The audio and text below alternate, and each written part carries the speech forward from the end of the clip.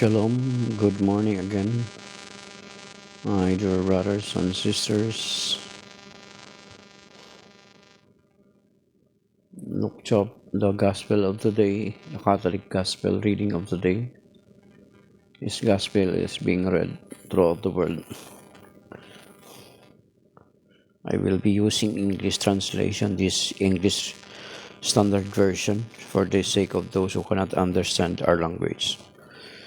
So, the Gospel of the Lord according to Saint Luke, chapter 1, verse 26 to verse 38.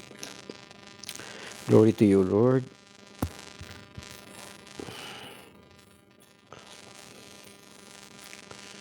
In the 6th month, the angel Gabriel was sent from God to a city of Galilee named Nazareth, to a virgin betrothed and to a man whose name was Joseph, of the house of David.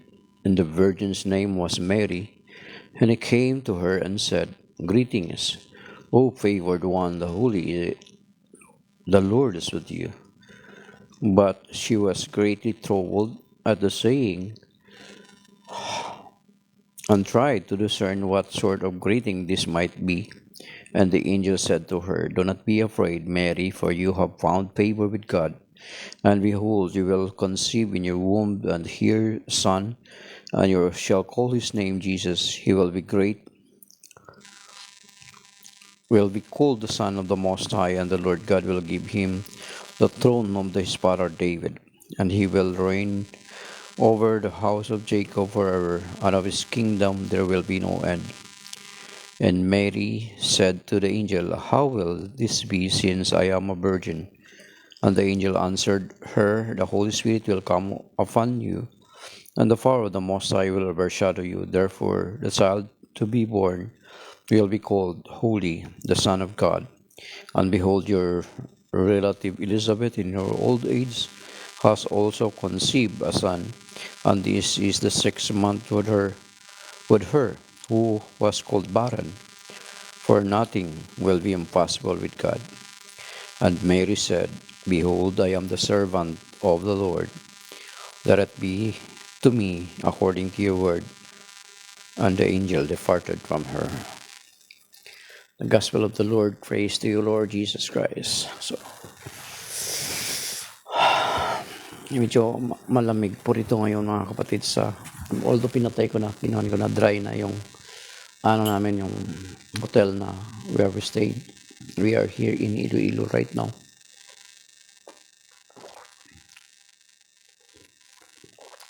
So, the verse that I am also quoting, that whether we are in our homes or in any other places, the scripture says in 2 Timothy chapter 4, verse 2 to 3, to preach the word of God in season or out of season, convenient or inconvenient. Let us try to look here in English Standard Version. This English Standard Version is the Bible here available here in hotel. So my Bible is Tagalog. Ginagawa kong sandalan ng aking cellphone. In 2 Timothy chapter 4, verse 3 to 2 to 3, sabi here, preach the word, be ready in season and out of season, reprove, rebuke, and exhort with complete patience and teachings. Because the reason is, for the time is coming when people will not endure sound teachings, but having itching ears, they will accumulate themselves teachers to suit their own passions, and will turn away from listening to the truth and wander off into myths. So that is why. So, whether in season or out of season, whether you are in your house or any other places, let us share the word of God, whether online or if you have the opportunity to share it with other people face to face, then better. But as I learned from Saint Francis of Assisi, his disciples, he told his disciples, sabi niya, preach the word of God. If necessary, use words. So it means that preaching the word of God is not all the time is using words, but rather to show it in our lives, to show it to other people that we are living, or we are living in our faith, or we are living in accordance to the will of the Lord. So, the gospel of today, or the feast of today, is the feast of the Annunciation. The Annunciation, the feast of the Annunciation of the Lord. So, solemnity of the Annunciation of the Lord Jesus Christ. So, here it was announced by Angel Gabriel to the Blessed Virgin Mary. But kung titingnan natin, if we'll have to study the Bible, it was a long time ago, it was already announced by God Himself after the fall of man in the Garden of Eden. Diba? Makita naman natin doon sa Genesis chapter 3. Then yung famous na sinasabi, palagi kong binabanggit at tinuulit-ulit yung sa Genesis chapter 3 verse 15, yung tinatawag na proto-evangelium. So, the proto-evangelium, it's there already after the fall of man. The Lord had already announced this message of hope, this message of our salvation. Here it says, I will put enmity between you and the woman, and between your offspring and her offspring. He shall bruise your head, and you shall bruise his heel. So, there will be a war of the offspring of the devil, which is sin, and then the Lord Jesus Christ, who will deliver us from the sin. So, in Genesis chapter 3 verse 15 is already announced the coming of the Lord, the coming of the Messiah. And then it was, this announcement was fulfilled when Angel Gabriel, today's feast, the feast of the Annunciation of the Lord, the Lord will be born.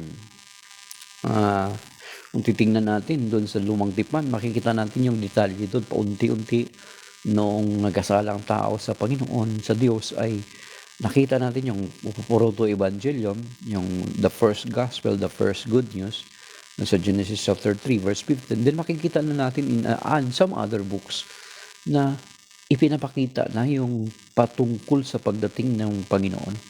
Yung tinatawag na prefigurement na tinatawag. Meron ng ang ipinapakita na binabadya na ang Panginoong Jesucristo ay dumating. At isa nga doon sa pinakamalinaw is yung sa Isaiah chapter 7 verse 14. Di po ba? So alam natin yan. Yung nabasa lang tuwing Advent season. And then yung sa Isaiah chapter 9 verse 6. So di ba? Try nyo tingnan yung Bible yung mga kapatid. Excuse me.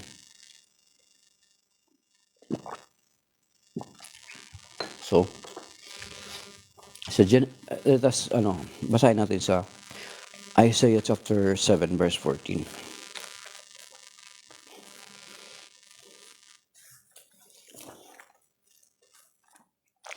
Isaiah chapter 7 verse 14. Grab your Bible. Better to use always your Bible and not your Bible app. Isaiah chapter 7 verse 14. Therefore the Lord himself will give you a sign. Behold, the virgin shall conceive and bear a son, and shall call his name Emmanuel. So, it is already announced here in the Old Testament. This period of time when Isaiah the prophet proclaimed this is almost or approximately 700 years before the birth of our Lord Jesus Christ. So, was already announced. Then Isaiah chapter 9 verse 6. Here also, for us a child is born, to us a son is given, and the government shall be upon his shoulder, and his name shall be called Wonderful Counselor, Mighty God, Everlasting Father, Prince of Peace, and Prince of Peace. So, you see, 700 years ago, uh, already announced by the Lord Himself through His prophet.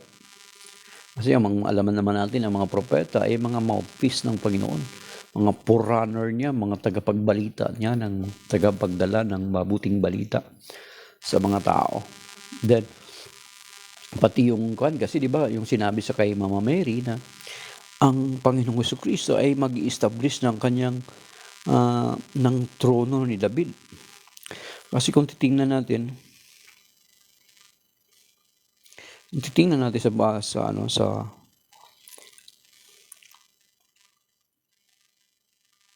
sa Old Testament doon ah, kay Solomon, kay si King David supposed to be desired to establish or to build a temple for the Lord. But pinagsabihan siya ng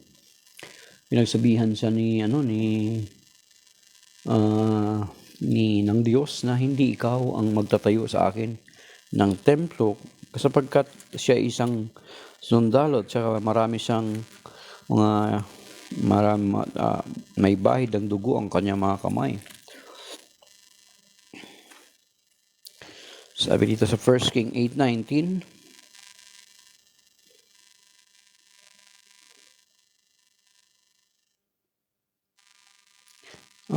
nevertheless, 1 King 8:19, nevertheless, you shall not build the house, but your son who shall be born to you shall build the house for my name. Shall be the house for my name. So,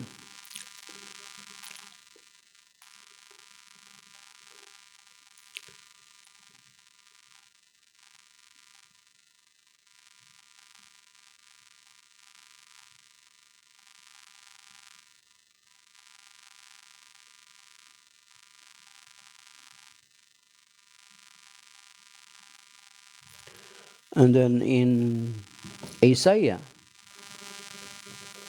okay. Hello, Love Aris. Sorry, but I am not a priest or a really, I am just a lay person like you. Thank you for watching from Kuwait. Okay. So, even sa book of Isaiah, makikita natin dyan, there are a lot of prophecy about the Lord Jesus Christ, even His suffering, di ba? I always share this to you. Even His suffering is already stated there in Isaiah chapter 52 and 53, chapter 53. The entire chapter 53, it is very clear that it is intended for the Lord. Try to imagine 700 years before the birth of our Lord. And even in Zechariah chapter 9, the prophecy about the coming of the Lord into Jerusalem, that He will ride a donkey, it is stated there in the book of prophet Zechariah, chapter 9, verse 9 to the following. And even His birthplace is mentioned also in the Old Testament prior to the birth of our Lord Jesus Christ. So this is the fulfillment of what was been announced beforehand. Ito na yung pinaka-final na annunciation, na realization na ng mga prophecy pa lang. Yung feast ngayon, yung feast of the annunciation of the birth of our Lord Jesus Christ, is yung realization na, kumbaga parang konkrito na ito na, darating na talaga. Yun, mga announcement pa lang prior, ilang daang taon pa bago pa ang dumating ang Panginoon Kristo, na-announce na sa Zechariah nga, sa pagsakay niya sa asno, na-announce na. Yung birthplace niya, na-announce na sa Micah chapter 5 verse 2 and the following verses, na-announce na kung saan siya ipanganak.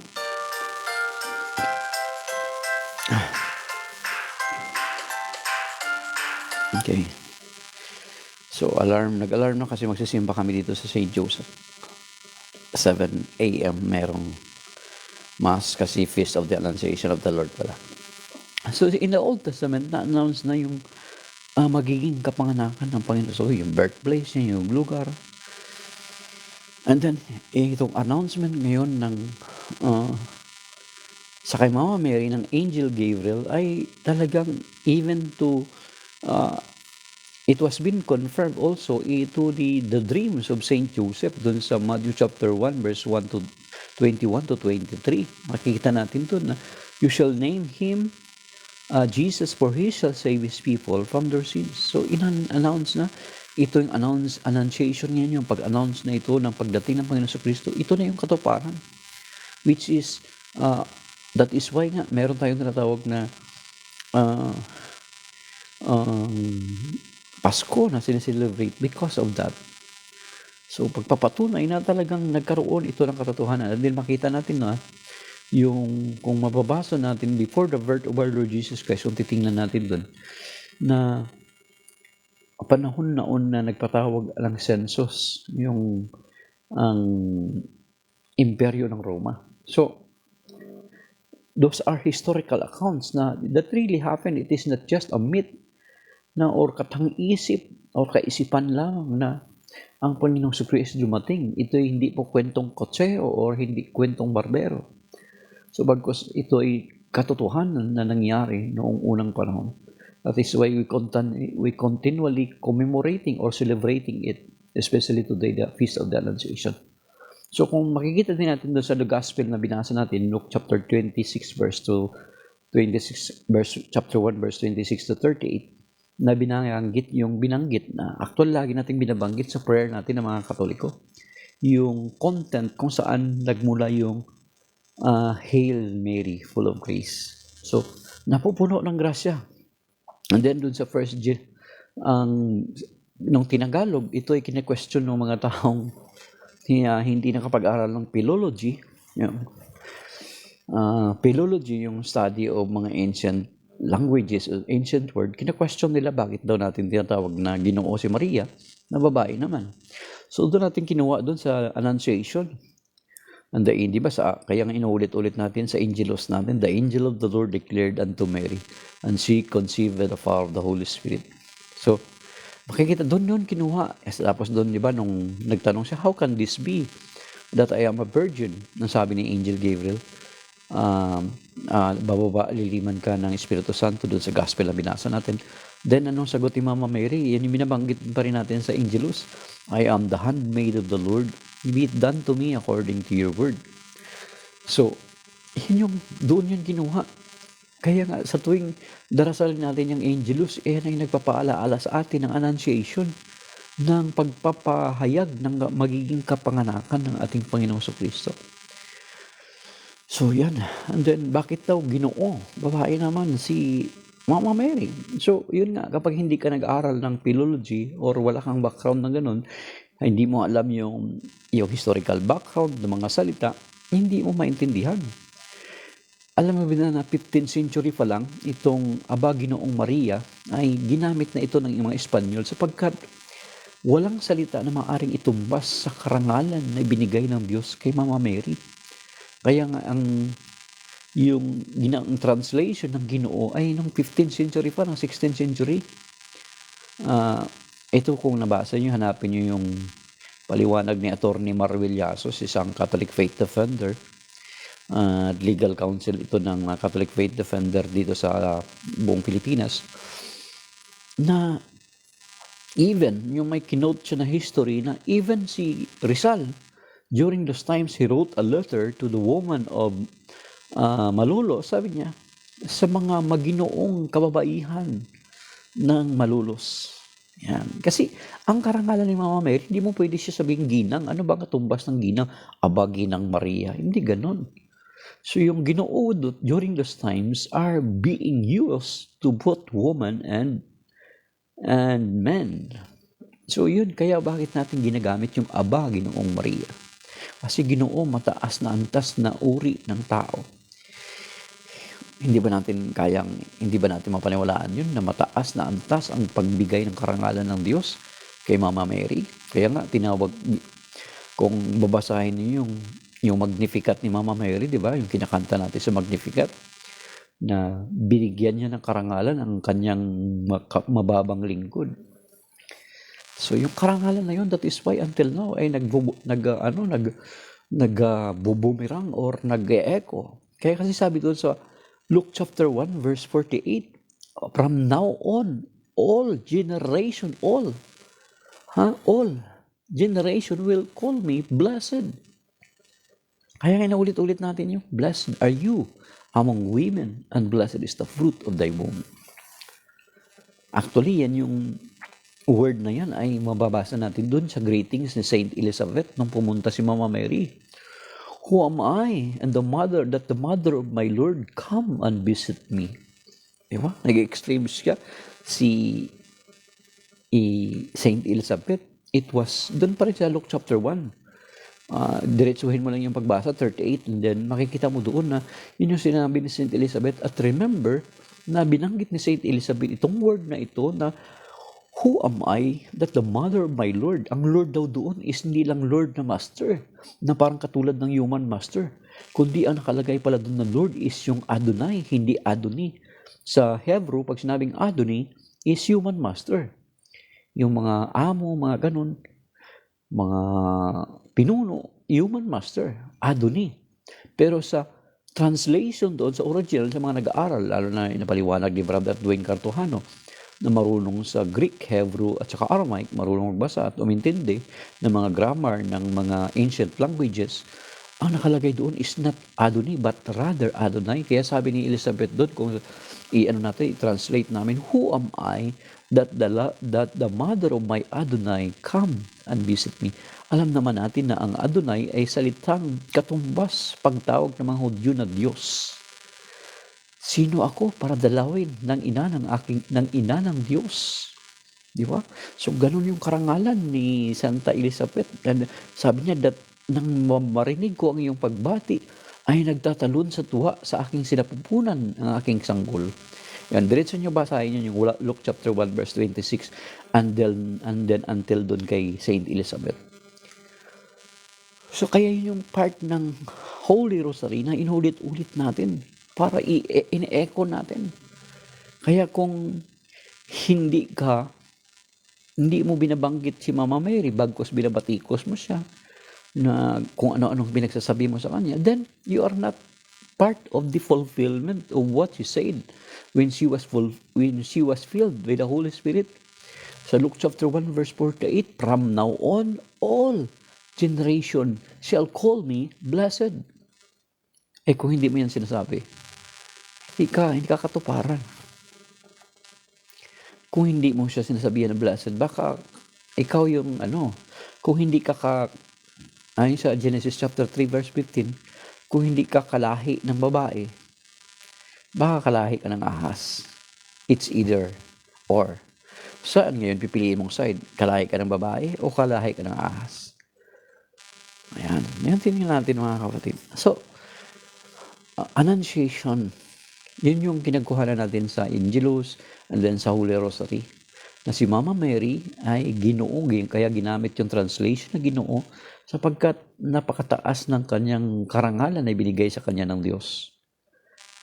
At the same time, yung Hail Mary, full of grace, it is not a message, yung salutation ng angel, yun salutation. Parang pagbibigay bugay sa mga royal blood yun. Biro mo, anghel, nagbigay pugay sa isang tao. Nagbigay pugay. At yung word na yon is not actually coming from Angel Gabriel, but it came from the Lord Himself. So, shalom. That is by now. May God bless us all. If you wanted any pretensions, we'll be going to Church of St. Joseph today here in Iloilo. I will include it in my pretensions. So, shalom. That is by now. May God bless us all. Amen.